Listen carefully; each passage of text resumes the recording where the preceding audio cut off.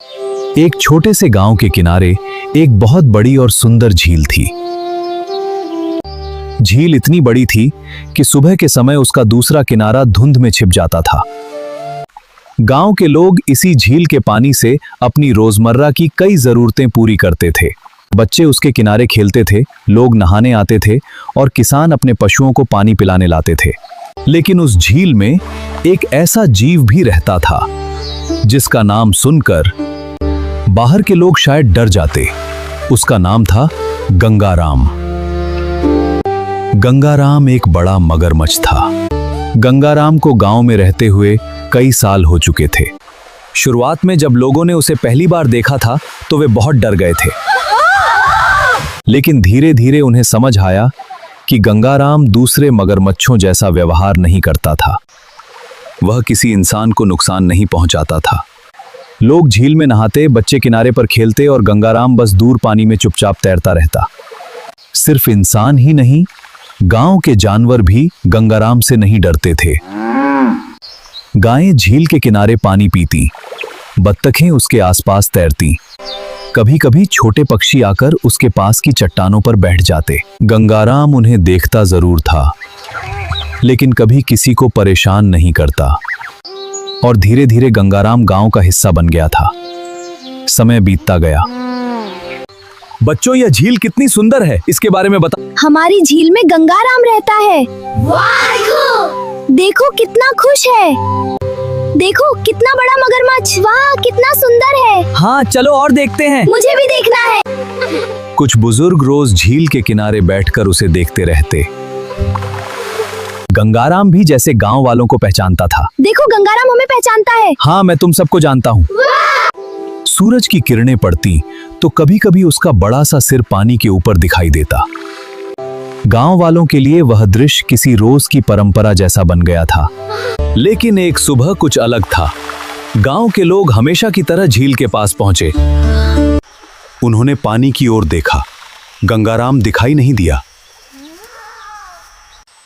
शायद आज दूसरी तरफ होगा, लोगों ने सोचा।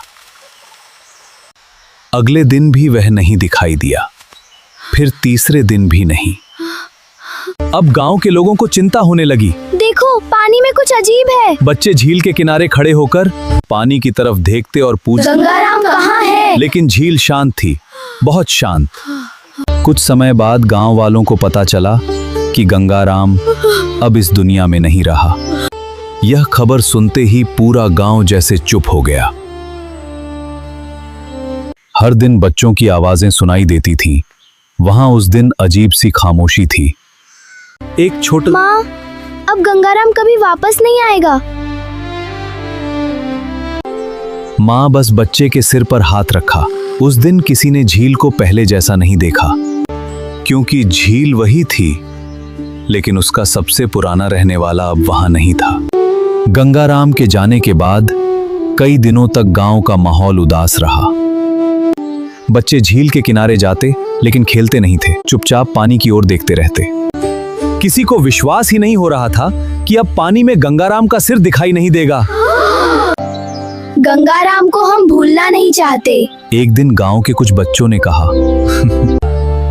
तो उसे याद रखने का कोई ऐसा तरीका बनाओ जो आने वाली पीढ़ियां भी देख सकें। गांव वालों ने फैसला किया कि झील के किनारे गंगाराम की एक मूर्ति बनाई जाएगी। ऐसी मूर्ति जिसे देखकर हर कोई उसे याद कर सके। गांव के कारीगरों ने काम शुरू किया। कई दिनों तक मेहनत चली। धीरे धीरे पत्थर का एक बड़ा मगरमच्छ आकार लेने लगा। काका, अब कितने दिन बाकी हैं? बस थोड़े ही दिन बच्चों। आखिर वह दिन आ ही गया। गंगाराम की मूर्ति पूरी तरह तैयार थी। उसे झील के किनारे एक सुंदर जगह पर स्थापित किया गया। गांव के बच्चे उसके पास फूल लेकर आए। उन्होंने उसे याद करते हुए फूल चढ़ाए। अब गंगाराम यहाँ हमेशा रहेगा। अब जब हम झील पर आएंगे तो गंगाराम हमें यहीं मिलेगा। गंगाराम हमेशा हमारे दिलों में रहेगा। उस दिन लोगों की आंखों में आंसू भी थे और चेहरे पर हल्की मुस्कान भी। साल गुजरते गए। गांव में नई पीढ़ियां आती रहीं। बच्चे बड़े होते गए। लेकिन झील के किनारे खड़ी गंगाराम की मूर्ति वहीं रही। जब भी कोई बच्चा पूछता, कौन था गंगाराम? ये मगरमच्छ कौन था?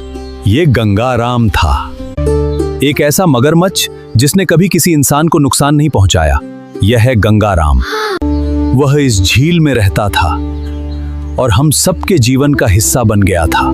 क्योंकि कुछ रिश्ते खून के नहीं होते, फिर भी दिल के बहुत करीब होते हैं। गंगाराम भी ऐसा ही एक रिश्ता था। किसी की कीमत सिर्फ इस बात से तय नहीं होती कि वह हमारे साथ कितने साल रहा, बल्कि इस बात से होती है कि उसकी मौजूदगी ने हमारे दिलों में कितनी अच्छी यादें छोड़ी।